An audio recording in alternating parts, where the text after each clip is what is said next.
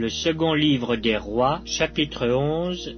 Athalie, mère d'Akazia, voyant que son fils était mort, se leva et fit périr toute la race royale. Mais Josheba, fille du roi Joram, sœur d'Akazia, prit Joas, fils d'Akazia, et l'enleva du milieu des fils du roi quand on les fit mourir. Elle le mit avec sa nourrice dans la chambre d'Élie. Il fut ainsi dérobé au regard d'Athalie et ne fut point mis à mort. Il resta 6 ans caché avec Josheba dans la maison de l'Éternel, et c'était Athalie qui régnait dans le pays. La 7e année, Jéhojada envoya chercher les chefs de centaines des Kérétiens et des coureurs, et il les fit venir auprès de lui dans la maison de l'Éternel. Il traita alliance avec eux, et les fit jurer dans la maison de l'Éternel, et il leur montra le fils du roi. Puis il leur donna ses ordres en disant, « Voici ce que vous ferez. Parmi ceux de vous qui entrent au service le jour du sabbat, 1/3 doit monter la garde à la maison du roi, 1/3 à la porte de Sûr, et 1/3 à la porte derrière les coureurs. Vous veillerez à la garde de la maison, de manière à en empêcher l'entrée. Vos 2 autres divisions, tous ceux qui sortent de service le jour du sabbat,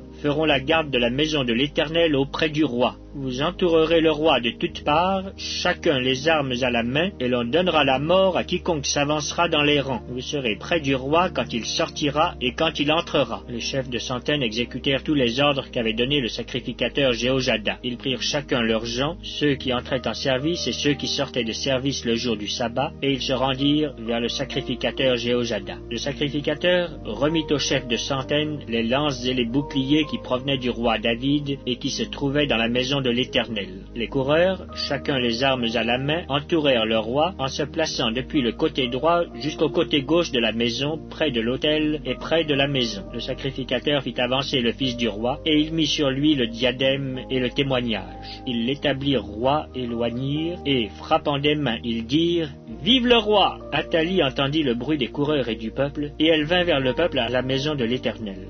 Elle regarda, et voici, le roi se tenait sur l'estrade selon l'usage. Les chefs et les trompettes étaient près du roi. Tout le peuple du pays était dans la joie, et l'on sonnait des trompettes. Athalie déchira ses vêtements et cria « Conspiration! Conspiration !» Alors le sacrificateur Jéhojada donna cet ordre aux chefs de centaines qui étaient à la tête de l'armée. « Faites-la sortir en dehors des rangs, et tuez par l'épée quiconque la suivra. » Car le sacrificateur avait dit qu'elle ne soit pas mise à mort dans la maison de l'Éternel.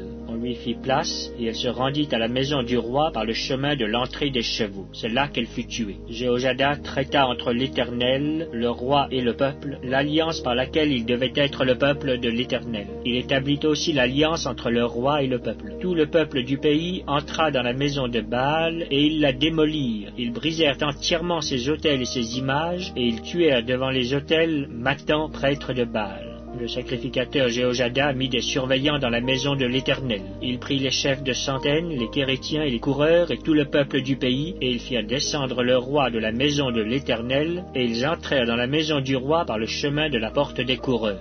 Et Joas s'assit sur le trône des rois. Tout le peuple du pays se réjouissait, et la ville était tranquille. On avait fait mourir Athalie par l'épée dans la maison du roi. Joas avait 7 ans lorsqu'il devint roi.